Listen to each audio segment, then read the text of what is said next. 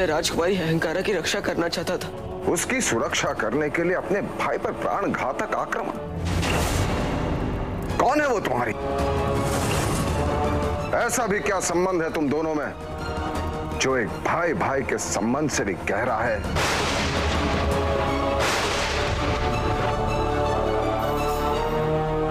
मेरा संबंध केवल वही है जो एक भाई का अपने बड़े भाई की पत्नी से होना चाहिए।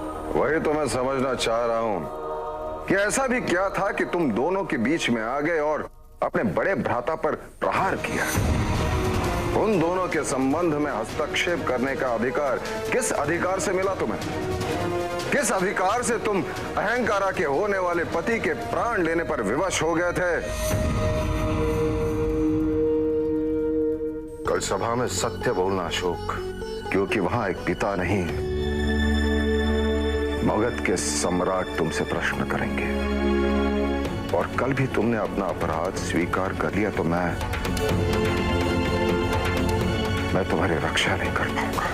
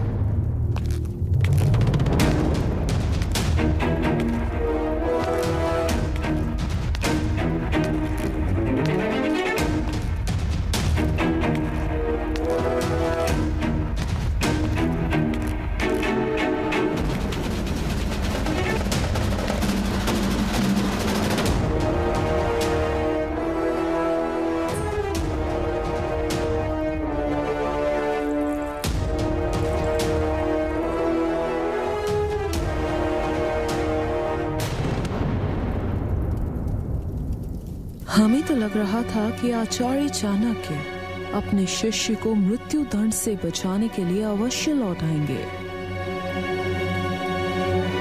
ईश्वर, आचार्य चाणक्य के आगमन में कहीं विलंब न हो जाए।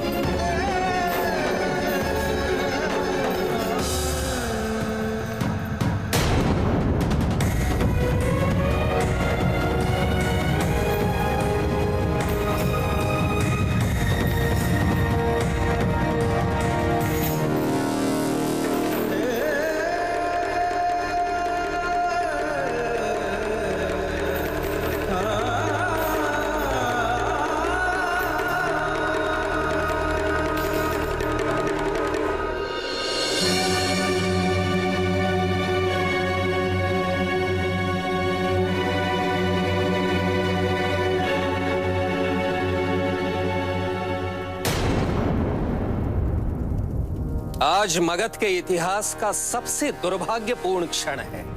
आज इस सभा में एक ऐसा व्यक्ति उपस्थित है जिसे बनना तो चाहिए था प्रजा का रक्षक, परंतु वो बन गया प्रजा का भक्षक। एक ऐसा अभियुक्त जो कुछ भी नहीं था, फिर भी मगध वासियों ने उसे अपना प्रेम दिया, विश्वास दिया, उसका समर्थन किया। और उसने क्या किया? उसने अपने ही ज्येष्ठ भ्राता की हत्या का प्रयास किया। अब सभी को यह ज्ञात होगा कि राजकुमार सुशिम मृत्यु से लड़ रहे हैं। क्यों? क्या भूल हुई थी उनसे? क्या अनैतिकता का विरोध करना मगध में अपराध बन गया है, जिसका मूल्य किसी भी व्यक्ति को इस तरह से चुकाना पड़े? नहीं, मगध न्याय की भूमि है, सत्य की भूमि।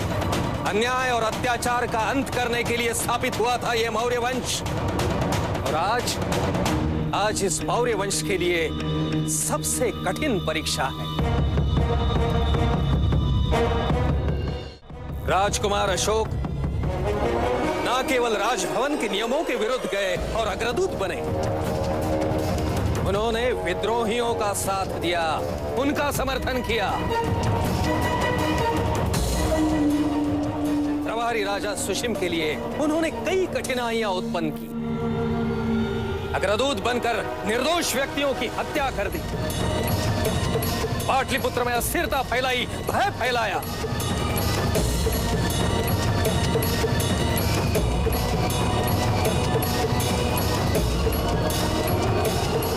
आप सभी ये सोच रहे होंगे ये सब तो पहले से ही होता आ रहा है, भाई ने भाई की हत्या का प्रयास करना पहले भी हुआ है, तो फिर मगध के इतिहास में यही सबसे काला दिन क्यों? मैं बताता हूं। मगध के इतिहास में यह सबसे दुर्भाग्यपूर्ण क्षण इसलिए है कि राजकुमार अशोक केवल राजकुमार सुशिम पर आक्रमण करने तक सीमित नहीं रहे, अपितु जब सम्राट बिंदुसार वहां पहुंचे, राजकुमार अशोक ने स्वयं सम्राट पर भी आक्रमण करने का प्रयास किया। पिताजी!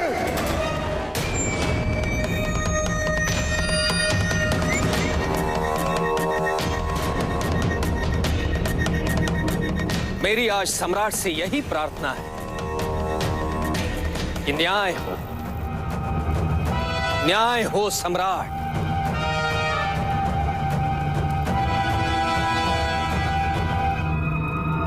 अपने बचाव में कुछ कहना है तुम्हें?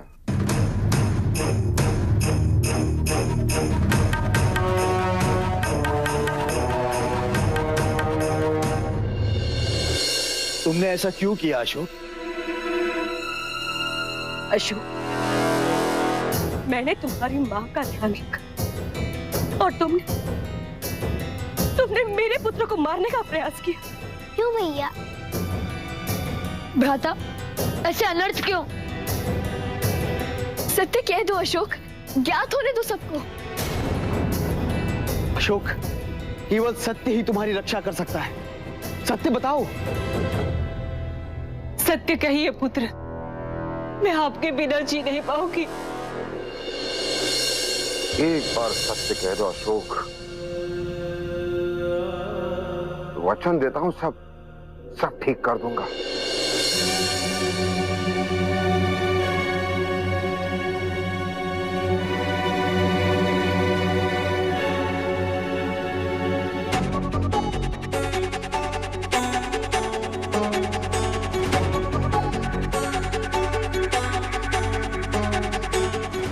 भ्राता सुशीम पर प्रहार मैंने नहीं किया था।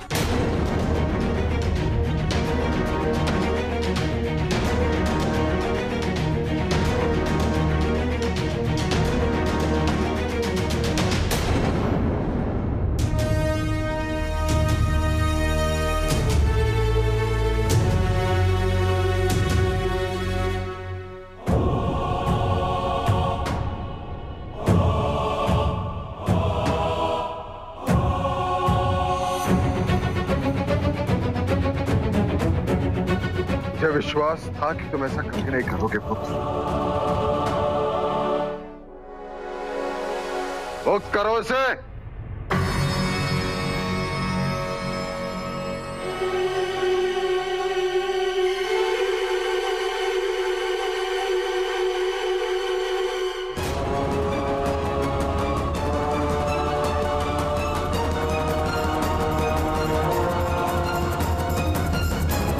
तुमने ऐसा क्यों किया अशोक?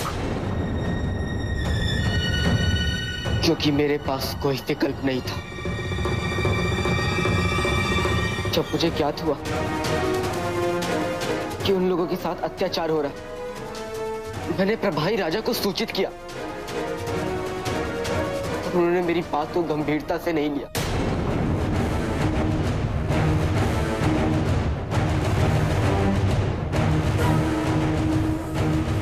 गंभीरता से उन बातों को लिया जाता है जिनका कोई प्रमाण हो।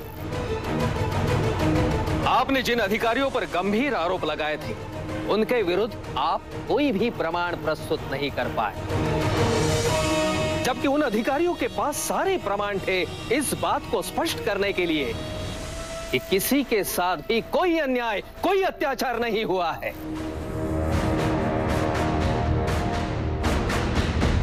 स्पष्ट है कि आप जिन लोगों का समर्थन कर रहे थे वो सभी झूठ बोल रहे थे। पर वो प्रभाव झूठे थे। मैं तो चाहता था कि प्रभारी राजा उनकी जांच करने का आदेश पारित कर, पर उन्होंने मेरी बात नहीं मानी। दूसरी ओर प्रजा कष्ट में थी, उनकी सहायता करना मैंने अपना धर्म समझा, इसलिए मुझे अग्रदूत बनना पड़ा। और अग्रदूत बन के आपने क्या किया? प्रभारी राजा के आदेशों की अवमानना, उन पर उस समय आक्रमण जिस समय वो पीड़ित शरणार्थियों की समस्याएं समझने, उनकी सहायता करने के लिए जा रहे थे। उन लोगों की रक्षा करना चाहता था। रक्षा प्रभारी राजा से? क्यों? और यदि आपको ऐसा लग रहा था तो क्यों लग रहा था? और सबसे महत्वपूर्ण बात यह है कि आपने प्रभारी राजा को उन लोगों तक पहुंचने ही नहीं दिया। किस अधिकार से रोका उन्हें आपने? क्या उद्देश्य था आपका उन्हें रोकने में? क्या आपको प्रभारी राजा की क्षमता पर विश्वास नहीं था? या फिर आप अपने व्यक्तिगत स्वार्थ के लिए ये नहीं चाहते थे कि प्रभारी राजा की अच्छाइयां प्रजा के समक्ष आए? नहीं, मेरा ऐसा कोई उद्देश्य नहीं था। सत्य यही है सम्राट कि राजकुमार अशोक अपने ज्येष्ठ भ्राता से ईर्ष्या करते हैं।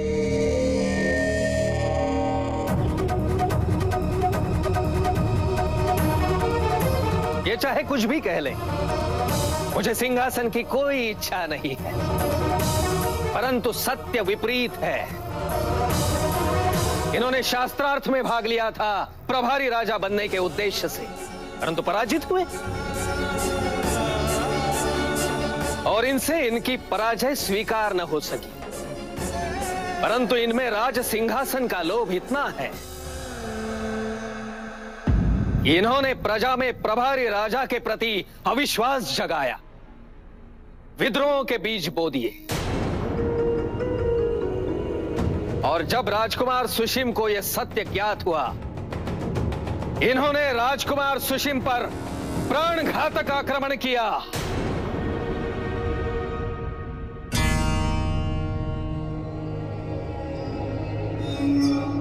अपने घृणित सत्य को छुपाने के लिए इन्होंने अपने ज्येष्ठ भ्राता पर शस्त्र चलाया।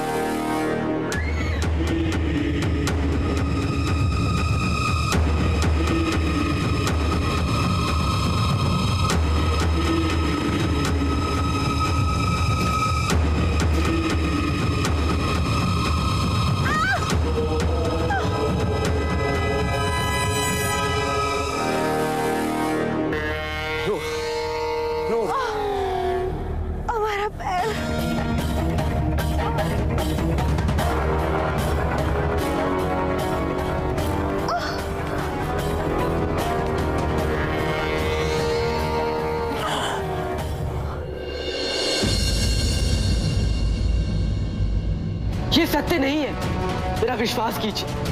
मैंने कुछ भी इसलिए नहीं किया कि मुझे सिंहासन का लोभ था। यहाँ बात परिस्थिति की नहीं हो रही है। तुमने सुशीम पर प्रहार किया या नहीं?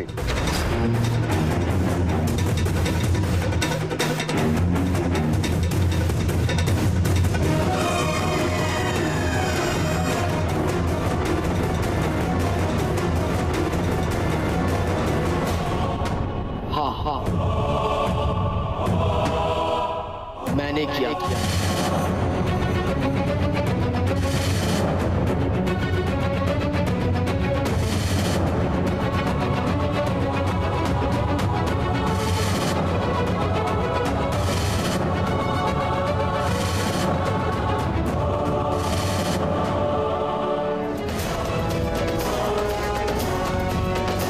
राजकुमार अशोक ने सभा के समक्ष अपना अपराध स्वीकार किया है। मैं सम्राट से यही प्रार्थना करूंगा कि दंड निश्चित करने में अब विलंब ना करें।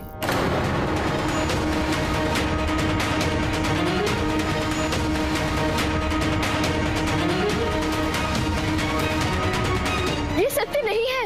अहंकार। तुम एक ऐसे अपराधी का समर्थन कर रही हो जिसने तुम्हारे होने वाले पति को मृत्युशैया पर पहुंचा दिया है। पर मैं तो सत्य बोल रही हूँ। राजद्रोही की पुत्री के सत्य का यहाँ कोई मोल नहीं है।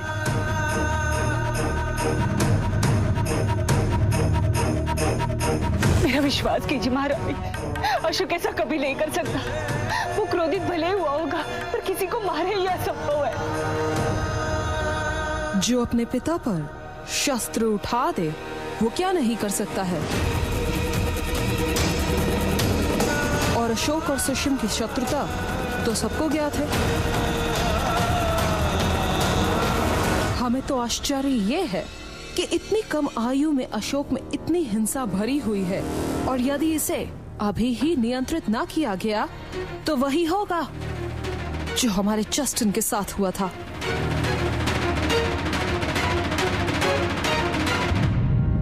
और हम नहीं चाहते हैं कि आप वही भूल करें जो हमने अपने जस्टिन के साथ की थी।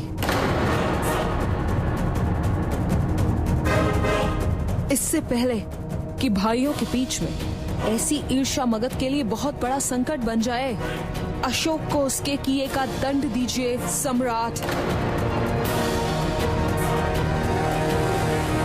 तेरी राजमाता, अब तो अशोक को भली बात दी जाती है, वो ऐसा कभी नहीं करेगा। वो तो दूसरों की सहायता करता है। उसने आवेश में आके किया है। वो उसकी मंशा ऐसी नहीं थी कि वो सुशीम। मंशा नहीं थी, मंशा नहीं थी रानी धर्मा। क्या कह रही है आप? यदि मंशा नहीं होती तो आपका पुत्र छुरा नहीं मारता सुशीम को। घाव देखा है आपने सुशीम का? देखा है कि कितना रक्त बहा है उसका? केवल कहने के लिए जीवित है, पर एक शव की भांति पड़ा हुआ है मेरा पुत्र। स्पष्ट है कि अशोक का उद्देश्य सुशीम की हत्या करना ही था। इसलिए ऐसी बात मत करिए कि यहाँ सब आपका उपहास करने लगे।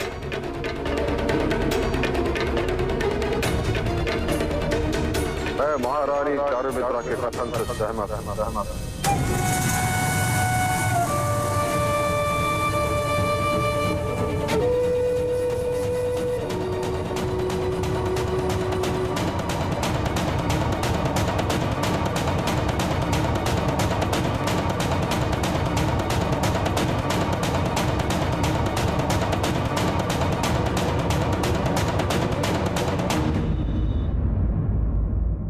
For more updates, log on to colorstv.in.com.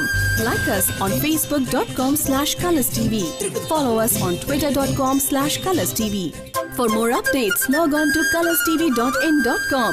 Like us on facebook.com/colorstv. Follow us on twitter.com/colorstv. For more updates, log on to colorstv.in.com. Like us on facebook.com/colorstv. Follow us on twitter.com/colorstv.